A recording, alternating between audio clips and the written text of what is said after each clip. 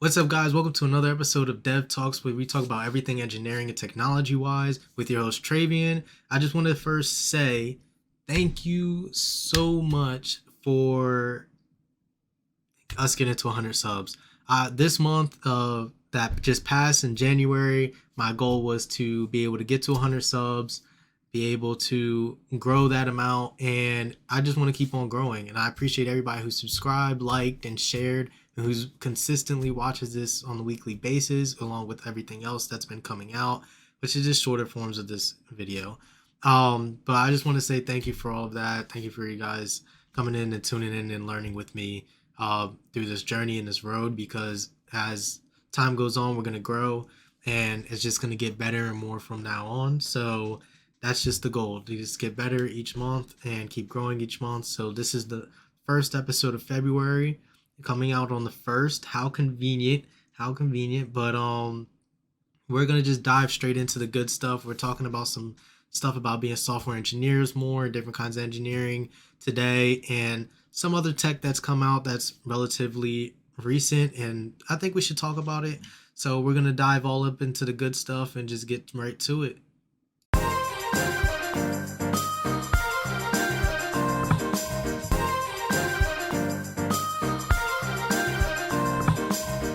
So back on the first thing that we're going over today, and the first segment of this whole episode thing is going to be mainly about becoming a better software engineer, better developer overall for pretty much anything, any kind of developer. This is going to be like kind of widespread on the actual thought processes of it and everything. So the first video that we're going to be reacting to and kind of going over some is this video by Tech with Tim. He's a great YouTuber. Check him out, his channel, subscribe to it, and things like that. But we're gonna dive into it. He gives some tips about how to get ahead of 99% of developers, and really how to get ahead based on your peers and stuff, especially in this job market where everybody's losing their jobs and getting laid off and things like that, and especially for students coming out of school and stuff. So I want to take this on about a few routes. How was my experiences and compared to some of my friends' experiences. And some of my friends are in different boats. Some friends have jobs like I do, some are contractors. And then also I have friends that are trying to get a job after graduating and within the field. So I feel like this can be really helpful for a lot of people trying to figure this out and things. So let's just dive right into it and without further ado and see what we can do from there. 99% of developers. Step 1, be language agnostic. The top developers can write code in any language, even if they've never used that language before. The reason for that is they have experience with multiple programming languages, specifically languages of different styles and paradigms. They understand strong typing, static typing, dynamic typing, weak typing, and they know the different paradigms of languages like procedural, logical, functional, object-oriented, and really how programming languages are designed and the different features that are similar across languages of different types. This means that it doesn't matter what language they need to use, they can very quickly learn it, adapt, and be very flexible. This is exactly who you want to be. That means So how I'm going to tackle this video, I'm not going to go through every single thing that he probably says. I might be skipping around to each point because he has quite a bit of about 6 points or so here that he goes over for developers to be better. But I like the way that he tackled this, because he's not exactly saying, hey, just go out and learn every language. I believe the way that I'm interpreting this is go out and learn the stuff that is similar between each language, so that when it comes to picking up new work, it's easier to pick up said work and it's easier to adapt to this new types of work, especially if you're jumping between different levels and different types of work. If you're moving from ML to AI to front end to back end, if you're always jumping data, if you're jumping from different types of orgs and different kinds of work, this allows you to be able to apply to many more different types of positions that are out there in the job market. You're more fluent. You can adapt a lot quicker, and you could do a lot more different types of work and things. So I definitely agree with that point. One thing that I would want to add here is have one that's your main focus too.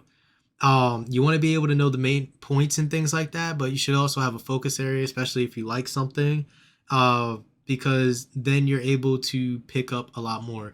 Something that I've grown to know is there's many different ways to do different types of work. So if you're focused on one type of work, it takes forever to fully build up to that kind of working style and knowing the ins and outs and how to operate it, how to build stuff around it, and all this other fun jazz. It takes a lot of time to do certain stuff like that. So the good thing that you should do is have something you focus on, but know all the things that make coding languages and programming languages similar so that you can be able to pick up on other languages and be able to do other stuff as well too. And look, he's kind of going into this next point. I figure is going to be what I just said. Now, step 2 is to specialize. If you want to stand out, you really need to be an expert in one certain area of programming.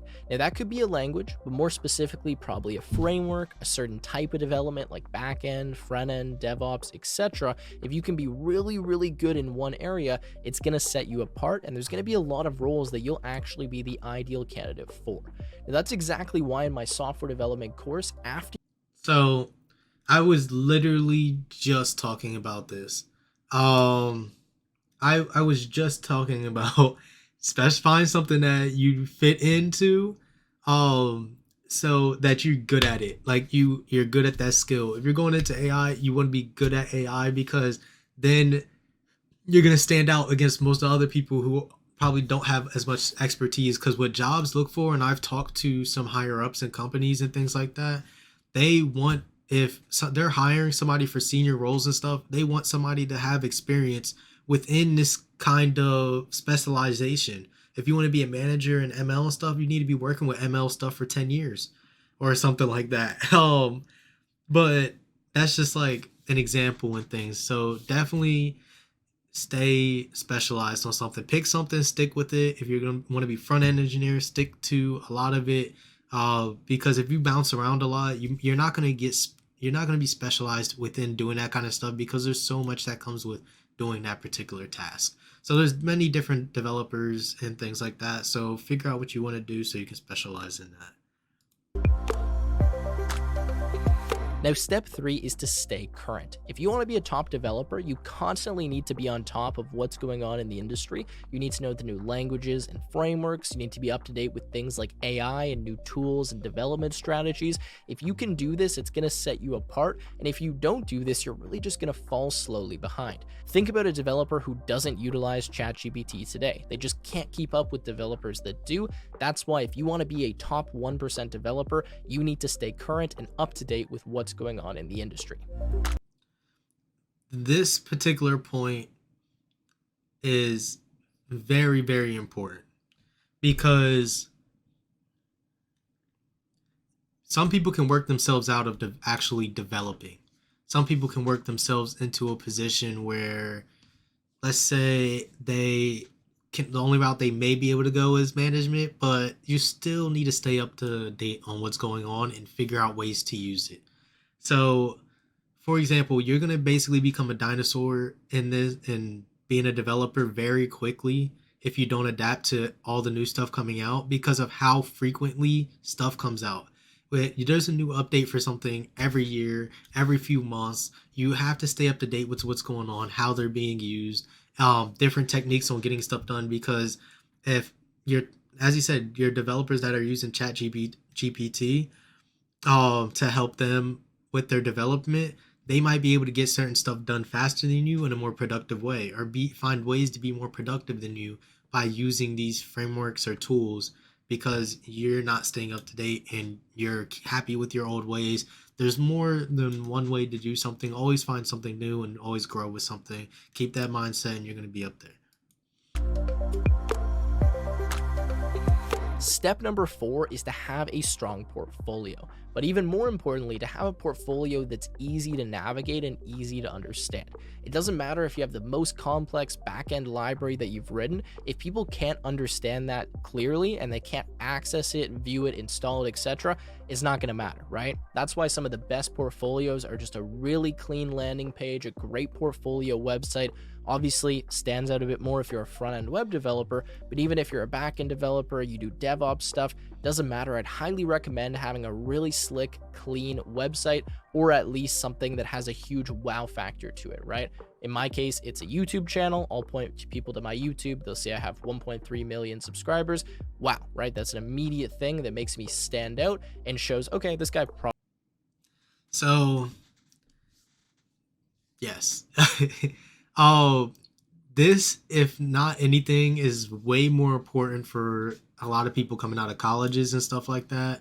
Don't only keep your school projects in, don't keep your school projects only where you're trying to apply, because you're not the only one that worked on that kind of stuff. You want to be able to show people stuff that you can do and what you talk about and all different stuff beyond that. Like if you had a YouTube channel and you're solving these leak code problems on YouTube channel and you're helping other people, hey, they look at that, they're like, hey, you know what you're doing, you know how to talk about it, things like that. And it also helps you with your interviews and stuff. So that's another thing that you can definitely take from it, learn from it.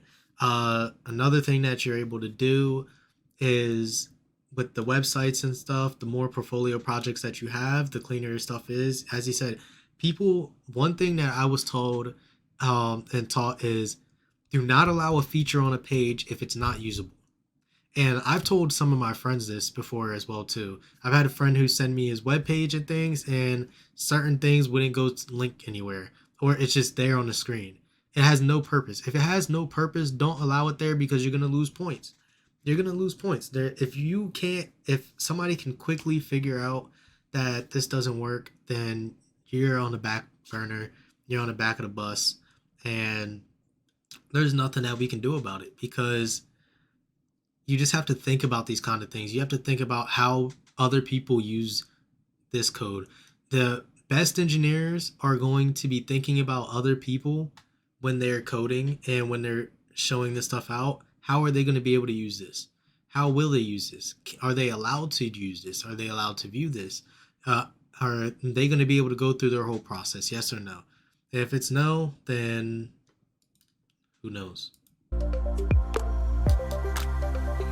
Step number 5, time management. I think this is pretty obvious, but as you climb the ranks, it's going to be expected that you can manage your own time, you can prioritize tasks, you can delegate when you need to, and you can put your energy to the most productive and most efficient thing you can possibly be doing.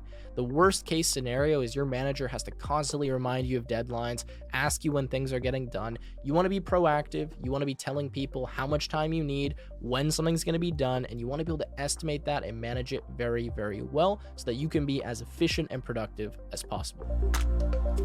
So that's a big tip. That, and this goes back to being able to use tools to your advantage. The more productive and things that you can get done in a certain way, the good best thing. Another thing is you want to be able to be proactive. Very proactive. The more proactive you are, the more time you have to get certain stuff done, and the more time that you have to figure out solutions and things like that. But you also need to know how long does it normally take to get certain tasks done. If you're able to estimate a task appropriately, then I mean, it's you're doing a good job. You're getting it done and you're estimating it the right way. But if you're not estimating them appropriately, then it's not going to be as good as a thing, as good as what you thought. And maybe will it will kind of start building up and looking bad on you, and it won't be as good. So you definitely want to be able to use your time wisely and go on from there.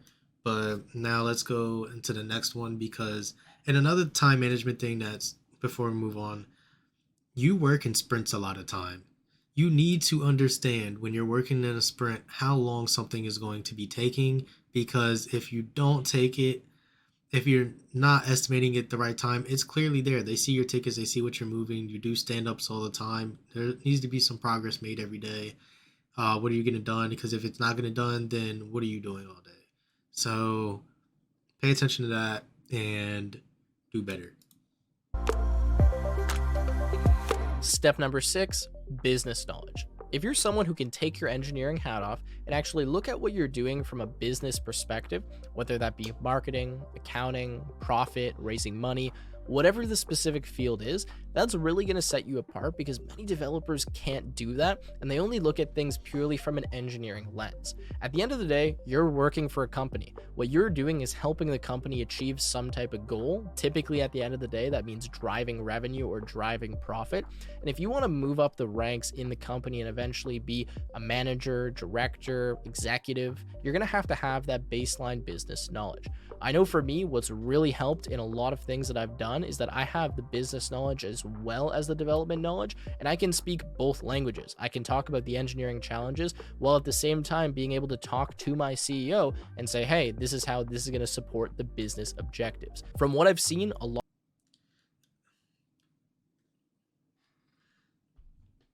I feel like these next few, I seen this video a little bit ahead, and this and one other skill at the far back are these. There's two skills that aren't necessarily have anything about being a developer, but everything to do about being you and stuff. And this is one of them about the skills of being you, of actually knowing what's going on in the business. You need, when your business has events and things like that, you need to understand what's going on with the business and what you're doing and how it impacts the business.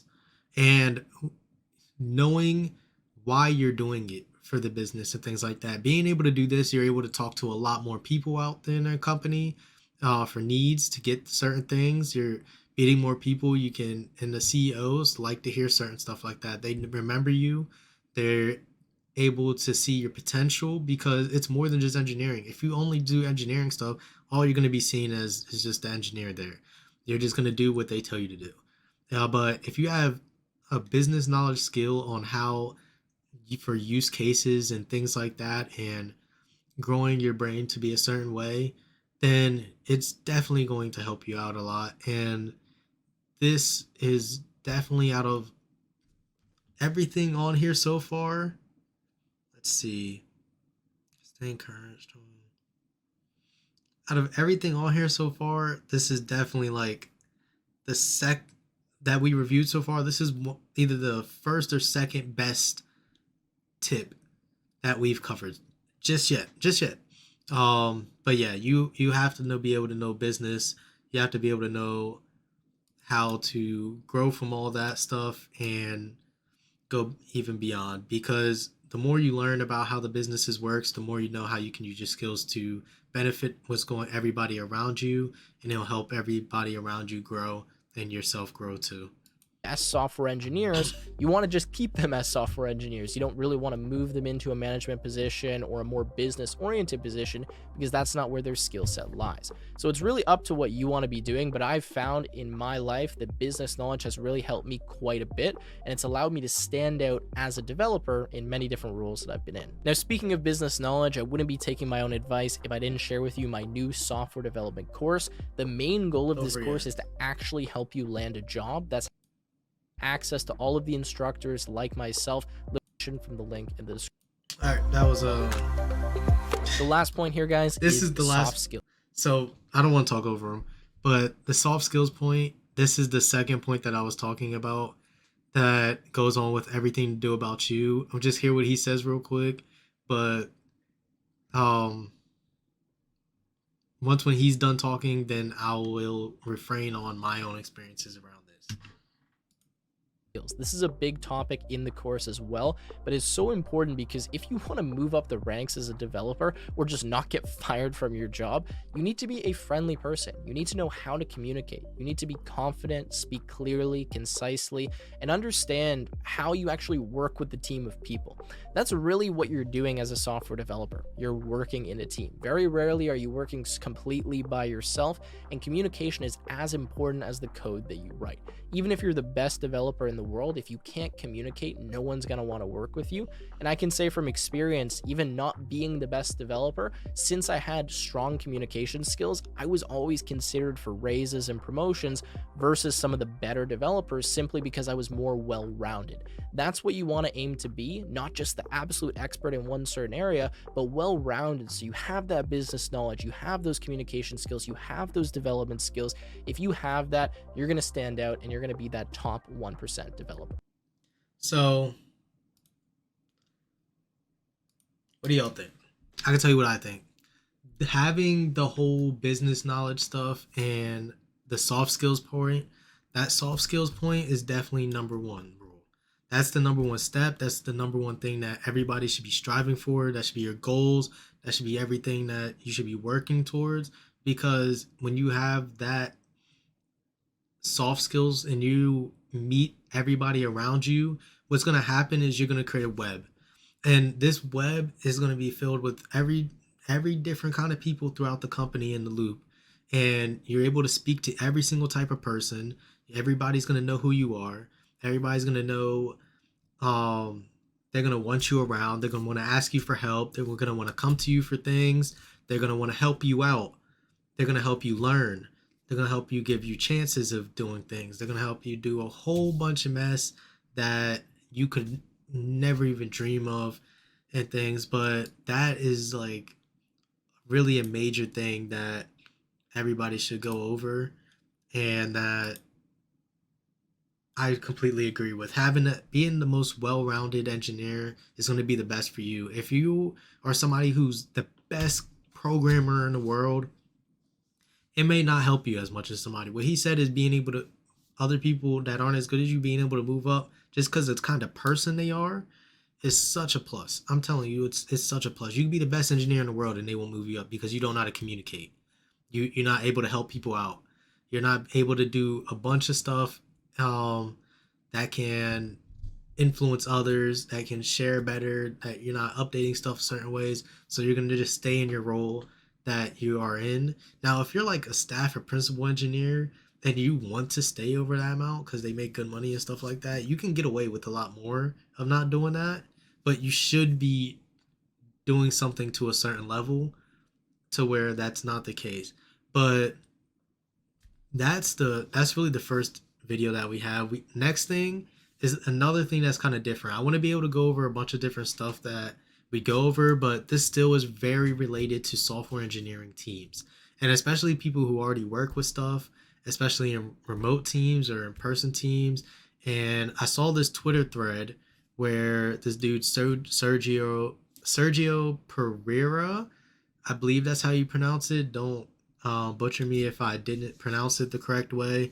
But I wanted to kind of go through his thread a little bit, give him some credit, and put my thoughts on what he was saying in this as well too. This is kind of like having a guest, but not having a guest in a way. Uh, just reading off their tweets and things. But before we dive into this, like, comment, subscribe, and everything. It helps the algorithm out. Appreciate it all. And let's get into this because this is also something new. And hopefully you guys can see this the right way. So I'm gonna just try to zoom in some. Hopefully it's showing the right way. It's hard to tell. Um but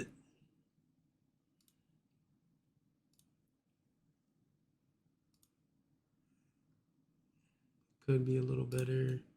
Just want to make sure I can get all of this into frame and that it looks good. If you can't see this, I'm so sorry. But so he starts off, this is talking about, basically it's talking about some Scrum things. And I just wanted to show that it is his actual post and stuff. And he goes through so much information on here that I feel you can probably be able to learn from. If this doesn't look good, then my fault. This is the first time trying this. But he goes over why he doesn't use any Scrum to manage the remote teams and things, because he's first off saying that it adds at least 8 hours to his meetings per sprint. So that's a whole day. A sprint is 2 weeks, pretty much 10 days total. So out of 10 days, it means he only has 9 days to actually working because it adds 8 hours of meetings. So that's a whole day, that's a whole shift of meetings that he has to go through. But he's actually saying that that's a full 2 days of lost productivity per member per month. So each person loses 2 days, he's saying. Their sprints may, if there's his, he said per month, right? Yeah. Yeah, a full 2 days. So yeah, because every sprint that's 10 days. So in two every month you'll have two sprints in the month, which means if you lost one day in a sprint, you're gonna lose 2 days in the whole sprint. So he's gonna give some ideas on what you can do instead. Talks somewhat about his earlier career and using Scrum because just everyone is doing it at work. We use Scrum stuff, I believe, or trying to adapt it and things. But what he's saying that normal scrum meetings, how he's adding up to the 8 hours is because 2 hours of it is spent on grooming, just trying to figure out what you need, what tickets you need to be working on, and all of that jazz. Going through those tickets, filling in those tickets, giving those tickets points, assigning them to who they need to sign for. Sprint planning is people choosing the sprints, the tickets that they will be working on in the sprints. So that's taking another hour and a half, and then stand ups. So I'm guessing this is a stand up per sprint. So this is if you have a stand up every single day for 15 minutes, just quickly going through your stuff that you went over and stuff from the previous day. It takes about 2.5 hours to do all your stand ups for every single day because you're meeting with somebody every single day. So you have to find ways to meet with somebody every day. Maybe there's a way to cut back on meetings. You don't have to do a stand up every day, especially depending on the kind of work that you're doing, possibly. And then 2 hours for retrospective. That a retro is basically going over stuff that was completed, what happened good, what was bad, what can be worked on better, and all of that. So this is how we kind of got to the whole 8 hour time frame. Mind you, this may be a little bit different at your jobs. You might not have stand-ups every day. Your stand-ups might take longer than 15 minutes. The goal for stand-ups is to be 15 minutes for sure. So that is one thing around how that works. So those 8 hours basically of meetings just got in the way, and he doesn't want them to be that long. And another thing is possible is because meetings can get longer than what they're scheduled for. Something that comes out of habit a lot with working is, I'm gonna just bring full camera. Um, as I go through the rest of this, I figure you guys get the point of the thread. Um, Meetings are become, oh, you can get deep into talking about something in a meeting and it gets drawn out so far, and it will continue to keep getting drawn out longer and longer and longer as time goes on because that's just how meetings are. That's how meetings end up. That's how they go sometimes you guys get in a deep thought and you're trying to discuss it and solve it and you go over time. Things like that happen. You're talking about something and it just keeps going over and over and over, and it takes a real skill to be able to cut off meetings at times where they cut off and reschedule these meetings elsewhere, because you do need to talk.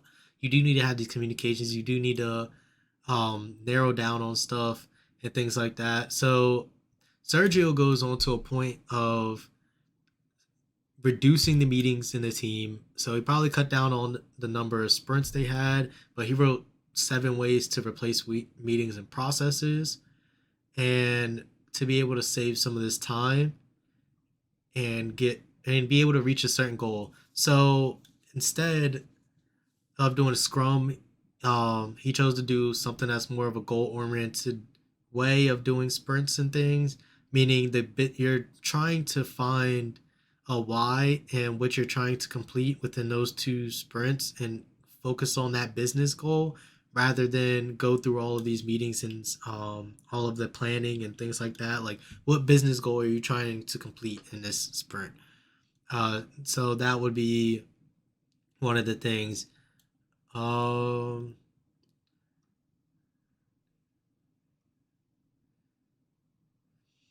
So he comes through with a bunch of questions. So there's a lot of activities that a person has to do.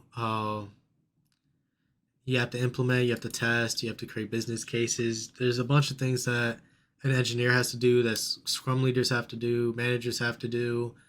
And basically, Sergio then came up with 5 questions: a why, what, how, who, and when. And I believe he even made a Notion thing. I might try to find the Notion link about all of this that people can start using. But his why is the clear business case? What is the clear business case? What feature will that address? Will yeah, that will address in the business case. That's the what. The how is how the technical approach to implement the solution, and who is the team and the resources needed to complete this, and when is the delivery timeline. So I think this is actually going off of an actual sprint in general. So instead of doing whatever you can do in 2 weeks, he's going, let's do this goal and let's reach his business case. How are we going to do this business case? And we're going to spread this out in business cases. So the why is the business case over. We're going to take this portion of time and focus on this specific business case. We're going to give it this amount of time. That's the when. This is when we're trying to shoot for it to be done. Who, all the team members to get done all of the work and be able to see who we can assign stuff to. How they're going to be approaching to get down what features, and the what is the features, and the how is how the approach to get these features done for this business case, and that's all they need for planning. That's pretty much the brainstorming thing that Sergio's saying that he uses now. So he's saying the rules are, but he does have some rules. He does have a Notion template that I might try to give. I use Notion a lot. Notion's such a great tool, but we can only define. Basically says that we can only define the what after we understand the why. So why why our business needs this for such and such reason, and things like that. So cameras, all right, focus is at it. So the once when you figure out the why, then you can figure out what features needed to be able to reach this why. And the how is, and you he's basically doing a step down process. So you need to get this done in the step down process, because he's like, after you found out the what needs to get done, you figure out how you're gonna do it. And then once you figure out how, you can debate on who's gonna do the work and when, and all of that stuff. But it seems like a really cool thing, and it seems like a very awesome thing to try out. I'm very interested in it, and if I was to be able to control it, I may take a trip into how to get some of this done and how to go about it, because it seems very interesting. This whole thing of using that template and going through that process over regular Scrum needs, you're figuring out what went well and kind of that stuff early on, and the whys and a bunch of other stuff way ahead of in advance. And you're having the real conversation about what needs to get done versus calling it sprint scrum lead, scrum leading and sprint planning and retros. You don't have to do all of that kind of stuff. You could probably still have a retro after and things, but I feel like this will give you a way clearer expectation of what needs to get done way in advance, and you just work through that specific epic or something like that. I actually might bring this up at work, who knows, but that's what Sergio goes. Go give him a follow on Twitter. I might leave his at in the description and let him know about covering the his whole thread and things like that. But that is definitely an interesting take, and he also drops a lot of other stuff and information on his Twitter that seems pretty interesting. So go check that out. And the next thing, and speaking of checking stuff out, Microsoft is checking out of the gaming community, and I said before that Sony was leap years ahead of Microsoft. We talked about Microsoft quite a bit of times last year. We talked about them with gaming a few times when they bought Activision. We also talked about how they're lacking in gaming right now. So There's a few things that they don't really got going on well for themselves that could definitely be going better, but that's not the case because they recently experienced more layoffs and they're all around the gaming division. So one thing that I actually wanted to do is I want to show news from different perspectives as well too. So I have two different news people that are going to kind of explain how it or what happened with Microsoft and losing the games, not the games, losing the cutting the employees and laying them off, and see how they kind of compare with each other and things because we don't want to get all of our information from one source. We want to be able to take in multiple different sources to see how true some of this stuff is and be able to build upon it with our thoughts. So the first thing we have is from Bloomberg, and we're going to dive right into this. We are facing a real. What do we know about the details, Jason? Yeah, we are facing a real chaos all across the company. I'm getting texts still right now. I'm getting texts from people saying they don't know if they're being laid off. Some people are finding out because their Slack is deactivated. I'm told by a Blizzard spokesperson that everybody should find out by the end of the day if they'll have jobs or not, all 1,900 people. But yeah, it's just chaos over there right now. What took me by surprise, and I'm interested if it took you as well, is some of the senior executives that are on the out. In particular, the president, Mike Barra, who I think previously said he wasn't for going and he was going to have to be dragged out, and as well as the chief design officer, who is actually a co-founder. Yeah, Alan Adham. He is. He's called a co-founder. Technically, he is, but he's really the founder of Blizzard. He's the kind of guy and was for a very long time. Yeah, we're talking about a massive change over there. I think a lot of people kind of expected that Mike Ybarra might be on the way out for various reasons, and I think that he kind of, let's say, he ruffled some feathers within Blizzard over the course of a couple of disastrous meetings last year and a couple of decisions that people weren't thrilled about. But still, it's a big surprise. Blizzard also canceled one of their big games, a game that was codenamed Odyssey. It was kind of a survival game. Comes as crazy timing this week, given that Pal World, the kind of Pokemon with guns survival game that is selling bazillions of copies, just came out. But yeah, it's really bloodier. I mean, I had been hearing rumors that layoffs might be coming to Blizzard, but even this is way bigger and bloodier than I expected. So I've been mentioning this. In any big piece of M&A, where a very big company joins another big company or is merged into it, there are often layoffs because there's overlap in roles and they look for efficiencies, etc. But that kind of masks, Jason, the broader idea of what Microsoft was getting in its purchase of Activision Blizzard. Do we have any sense of how that integration is going and kind of what the focus of the projects are on the...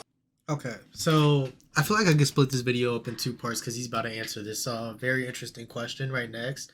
The first part is, yeah, they did get acquired. Microsoft did acquire Blizzard and things, and he briefly talked about the overlapping needs of people, which is totally understandable. When you hire people, others positions will overlap, and you may not need everybody of who you get, especially for the scale of works that you get. But it's crazy that he brought up like the survival game and stuff because Pal World is actually a wonderful game. I bought it myself. It's a great game. It's a wonderful, phenomenal game. You will lose yourself in hours for it. It just is. It just is.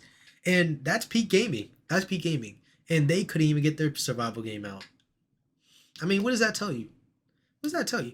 Pal World is a company that everybody was like, oh, Nintendo needs to sue them. Nintendo needs to sue them, creating all this controversy and stuff like that because they're actual good great gaming. They came out with a good game and they showed Pokemon that you can create better games than what you create every single year.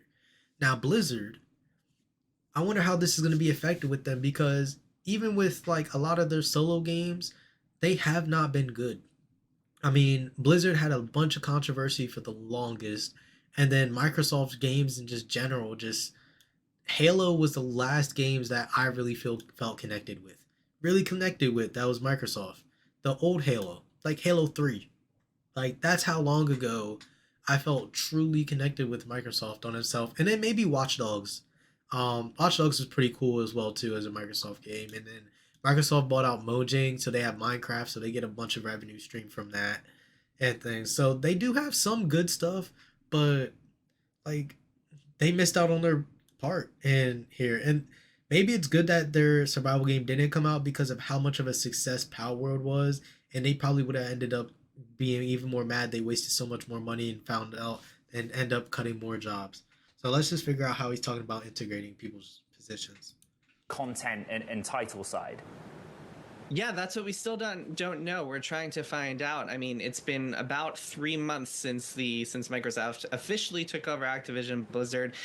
When it happened, a lot of people were optimistic. Bobby Kotick, the departing chief of Activision Blizzard, was not the most popular guy among the company, so people were excited to see what might happen. Microsoft has still not communicated publicly what their vision is for Activision Blizzard, for the Call of Duty franchise, for Warcraft, for Diablo, for all those big games. I do know that there are still new projects in development within Blizzard. A lot of people have been theorizing that Microsoft might just double down on the franchises that are already successful. I don't believe that is going to be the case. But yeah, we don't know. We are hearing, my colleague Dina Bass is hearing that a lot of the layoffs are hitting redundant departments such as marketing and other kind of departments that you would expect to be hit by an integration with another company that does similar sorts of business. So that was the first one. And before we dive into this one, um, you heard him at the end say like a lot of these layoffs are coming from departments of Blizzard that they no longer need anymore. Because Microsoft, they already have marketing teams and stuff like that. Why would you need all these marketing people if you already have the department set up and things? Maybe you'll keep some people, you let go of some of your old ones that may not perform as well. But it makes sense. It makes sense. It seems like it's more of an acquisition layoff thing going on right now, but we'll see how their games perform because Blizzard Diablo 4 when it came out, the new Diablo game when it came out, it was pretty good start, but I don't think right now it's in a good state at all. And and Warcraft, what changes are they making for that? I think he said another game too that I played, Call of Duty. Um, how is that going? That's a whole another thing. So just curious about how this will all turn out for them and things. So let's hear what another news source says, so we can kind of compare because they're talking about gaming unit, but they're not talking about the engineers for the game. But the last video told us it's not the engineers. They said it's the marketing people. So this is a gaming company. So it's a gaming that they bought out. So it's the whole gaming sector of people who work around with the game. So let's just see. And Xbox, as the tech landscape resets, what is the story now for startups? That's the focus of today's Tech Check with our Deirdre Bosa. Morning, Dee. Hey, good morning, Carl. It has just been a brutal year so far for tech workers, and behind the scenes at these private startups, it is even worse. Former Silicon Valley darlings like Brex recently cut a fifth of its workforce, Discord 17% of its. I sat down this morning with VC and founder Jack Abraham of Atomic, who thinks that 2024 will be the year of the mass extinction event for startups as cash dries up. Have a listen. If you look at the data at the end of last year, so December timeframe, 2/3 of all of the startup companies had less than a year of runway left in the bank. That's really concerning. So during boom times, companies tend to raise debt. It's very easy to raise. Companies are now tapping into that debt. A lot of them are actually out of their equity capital. And all of a sudden, those debtors can come up and they can say, hey, we need to be paid back. And companies can get caught in a really tough spot. So this year, we're certainly going to see some sort of a mass extinction event as companies run out of capital. Sometimes that will involve wind down. Sometimes that'll almost put companies on what venture capitalists like to refer to as a zombie path, a zombie company, which is slim it down, don't take sort of the press hit from it. Zombie path and mass extinction event. Neither of those sounds good. He says that startups in interest rate sensitive sectors like fintech and prop tech, they will be the most vulnerable, which we are already seeing with Brex, for example, and those big layoffs. While generative AI companies, no surprise, continue to raise money and hire, especially as the public mega caps use their huge balance sheets to fund them. Now, we did end, though, on a positive note, hopefully for the tech workers that are facing some of these mass layoffs. He says that what we're seeing will eventually lead to more opportunity. This is actually a long-term beneficial thing, both for those companies that are doing those cuts, but also for the broader economy, because all of a sudden you can hire and you can form super teams to build the next set of startups that are going to take us to the next boom. He noted that many of the biggest companies in the world, they were started during discrete downturn periods of time. And the entire dynamic, he says, is around talent. It did lead us to this discussion. What kind of talent is something I've been talking about with a lot of different VCs here in the Bay Area. It's the junior engineers, guys, that are kind of most at risk. It's not the blue collar workers that we might have been talking about when the generative AI shift started to get underway. It's the junior engineers whose jobs are being taken by ChatGPT and the likes. So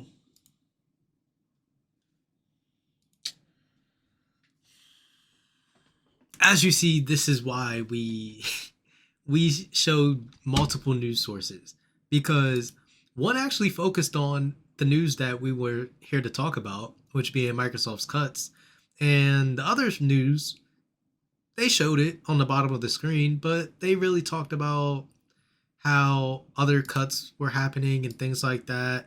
They really didn't talk about what I wanted to hear or what I really cared about or sure about you guys. Especially with everything that's been going on recently, it's been tough out here. You can see it right here. It's been really tough because like they just talking about other junior engineers and stuff losing their jobs. Well, I can guarantee you they probably lost their jobs because those companies weren't giving junior engineers the type of work that they need them for. And it does happen. There's certain companies where they don't trust certain lower end engineering people to with certain types of work. So they never get to work on certain stuff. So if they are getting fired because of that kind of work, it's just because they never were given them, they replaced them with it. And this is why you need to be able to be so eager to learn getting into engineering, because you will learn more than you need to. And the more you learn, the better. The more skilled you get, the more you know how to get stuff done, the more valuable you become. They have to keep you around because you're the only one that knows how to do this. And you're the only ones that can change this. And you're the only ones that have the experience around this. So then they keep you around because you're the only one that do that. How are they going to train somebody on something they don't know how to do? They can't. They can't do it. And they're that other news station talking about, I don't even know what they talking about. They didn't even talk about the Microsoft cuts. They talked about every other type of company and their cuts going through, and it sucks. It really does suck. We see in this every week now on this podcast that we've done, not the Samsung event, because we didn't talk about anything besides the new Samsung stuff, but we've talked about layoffs for the most part, and the year just started, and this is going to continue, and we're going to need to find way more ways to get into this stuff, but we're coming into our last topic of the day. If you're still here, don't forget to like, comment, subscribe, share that, comment, all that for the algorithm. It helps out a lot, so I really appreciate it if you did do that. Much obliged. But we're going into AMD's keynote for CES. CES came out with so much stuff, and I actually seen another video. We might do a whole CES review of the best things that came out of it and see kind of what is going out. But AMD's made some progress. NVIDIA has been up there. NVIDIA, they've been up there when it came to coming out with all these chips and stuff like that. But AMD has been trying to compete, unlike Intel. We're not going to talk about that. If you have any smoke with Intel, then come tell me in the comments, because if you have smoke with Intel, just tell me in the comments. We can talk about it in the comments, how much you love them and stuff like that. But if AMD's the only one competing with NVIDIA right now, from what I see and news-wise, they came out with some new chips, some new techs and stuff like that. So we're going to go over the keynotes a little bit, see what they show us. I've never seen the keynotes yet. I'm actually very curious. I heard about a new automotive chip that will upgrade and stuff in Teslas and be used in things like that for the future. So we're just going to dive into the fun stuff. You know how we do here. Ain't nothing but fun. Nothing at all but fun. And thank you all for joining us today. We believe AI is the most transformational technology of the last 50 years. Last month, at our Advancing AI event, we launched our Instinct MI300 GPUs, the highest performance accelerator in the world for generative AI. AMD powers generative AI from cloud to edge to end user devices with a broad hardware portfolio and our ROCm open software platform. Today, we're super excited to be joined by a number of our OEM and ecosystem partners to share more information on the latest Ryzen and Radeon products coming this year. With the recently announced Ryzen 8040 series, we bring the next leap in personal AI processing with up to 60% higher NPU performance. We've gone from 10 to 16 TOPS, with the total TOPS increasing from 33 to 39. AMD offers the highest NPU performance you can get in the Windows x86 PC. Alongside the leadership AI engine, we designed Ryzen 8040 series with a full set of high-performance computing technologies. The 8040 series features world-class efficiency for incredible battery life, Zen 4 CPU cores for great compute performance, and built-in Radeon 700 series graphics that are powerful enough to play the most demanding games without a graphics card. And best of all, laptops powered by the AMD 8040 series processors will hit the shelves this February. Lenovo collaboration with AMD is critical in bringing together. Before we go any further on this part, you see the AI chips? I'm telling you, those are money right now, especially in this market with text and everything. We just saw that Sam Altman at OpenAI, who in charge of ChatGPT, he himself is working with a startup, is a founder of a startup for AI chips because there's such a need and they need the chips to be built in America or the US or something like that. And they're trying to get all this stuff done.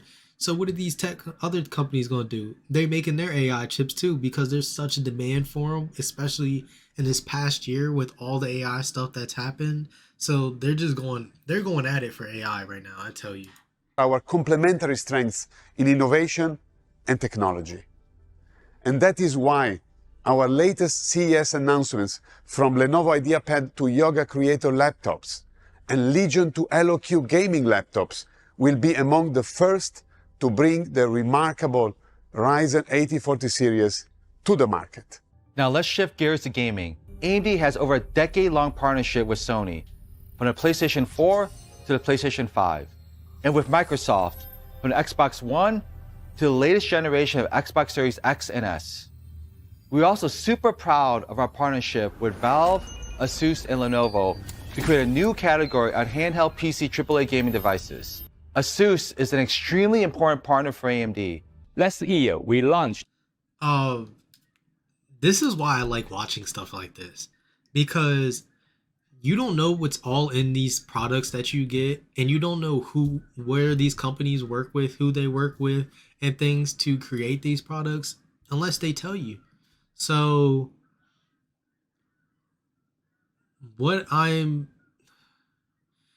basically trying to say here is I would have never known what kind of chips were inside of my PlayStation unless I opened it up. And I never have. I don't have an intention of doing that because, if you break it and stuff like that, I'm good with my hands. I'm very hands-on with a lot of stuff, obviously. But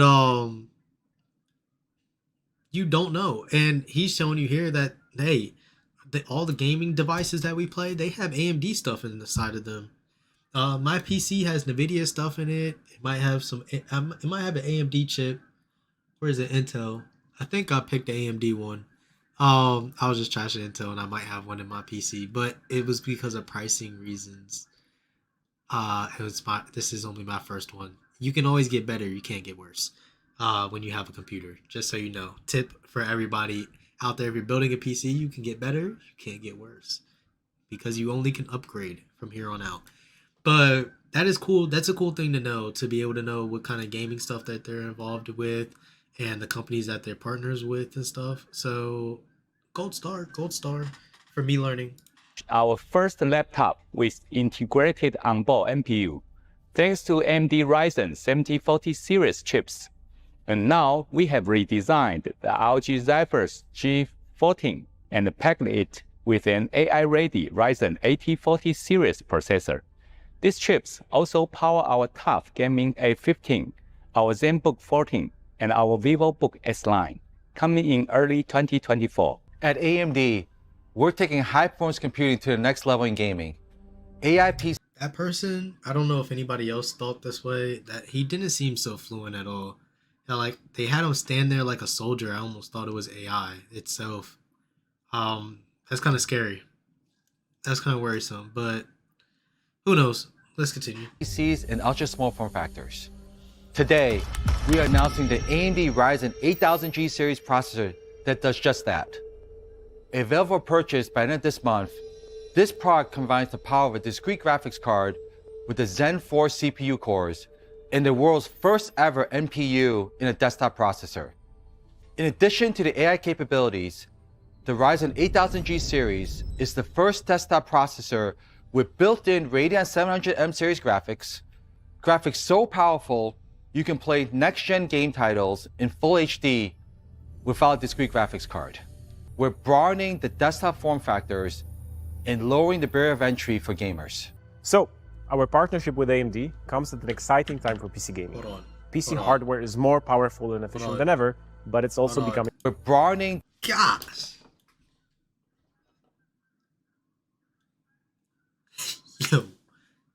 Yo. This joint is clean. This is clean. This is a clean setup, yo. Yo, this is a fire setup, yo. I almost want to like change mine. Look, I have a new vlogging channel where I'm gonna show me building my PC, but compared to this one, mine's ain't shit. Mine's is nothing. My PC right here is nothing compared to what this looks like. This is so good. This so good. This so good. It's so clean. I love the minimalist thing. I want to know where this PC at right now so I can get it myself. So I have an extra one. This is clean. This is so clean. Oh my gosh. I'm sorry. I'm really a nerd, and when I see stuff like this, oh my gosh, this is just so amazing. I literally was just, I'm so lost for words of how beautiful this PC look right now. This whole thing, this whole setup. We gonna continue. The desktop Y'all probably form don't care. factors If you think this is a nice PC, and let me lowering know the in barrier of comments. entry for gamers. So, our partnership with AMD comes at an exciting time for PC gaming. PC hardware is more powerful and efficient than ever, but it's also becoming more accessible too. The new Ryzen 8000 series CPU offer a perfect opportunity for this. For example, the Ryzen 7 8700G can run Cyberpunk 2077 in Full HD without a discrete graphic card. And even better, the new Ryzen 8000 series is fully upgradable, so even higher resolutions and levels of detail as possible. Today, we are announcing the Radeon RX 7600 XT. With 16 gigabytes of memory, is future ready for years to come. It will be on shelf later this month in January. The 16 gigabytes of graphics memory offers a wider breadth of options for content creators and AI applications. This large memory pool unlocks new capabilities for larger workflows and beyond, helping power faster performance in applications such as Blackmagic's. Mine is NVIDIA. I haven't had any problem. I have a 3060 and nothing too big or crazy, but I have a NVIDIA one. One of the things I do say when you're going to upgrade something, make sure it's something that you actually need to be upgrading. You don't want to spend a crazy amount of money on something that you absolutely don't need, that you'll never use, and things like that. That's one of my pro tips for upgrading your PCs and any of your devices. Make sure the upgrades are very warranted so that you're able to decide what you're going to use and things on that accord. But it looks clean. I'm interested. I'm really wondering how fully AMD PC versus fully NVIDIA PC works. I think they're very comparable though. I'm sure there's some tests out there. I'm actually write that down as a podcast example. Let's see. I have podcast episode ideas. And I have a whole notes thing on my phone to talk about certain stuff and things. Do the video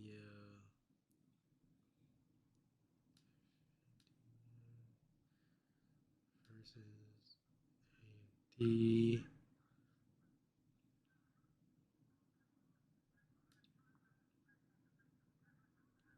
So if you guys want to see a comparison between AMD and Nvidia and how those two PCs and their parts compare to each other, I'm sure the information's out there.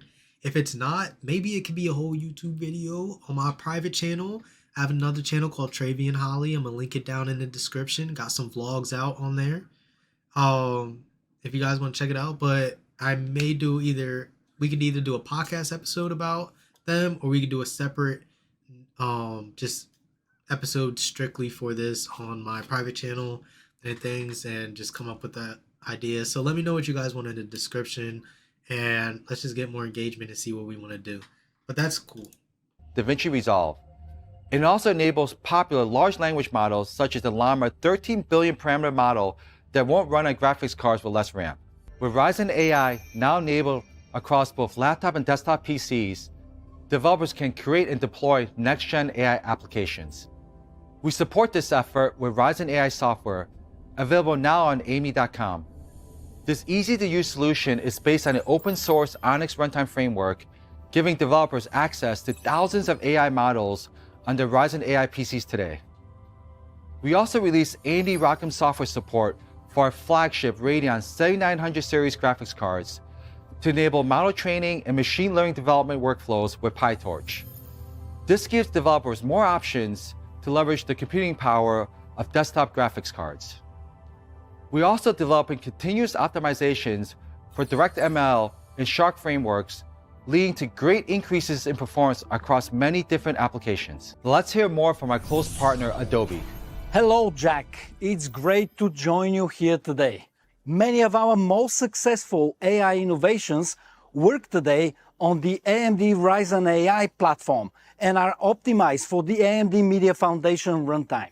These include popular features like Premiere Pro's text-based editing, filler detection, enhanced speech, and more. Now, for us at Microsoft and for the ecosystem, our marquee AI experience is really Copilot.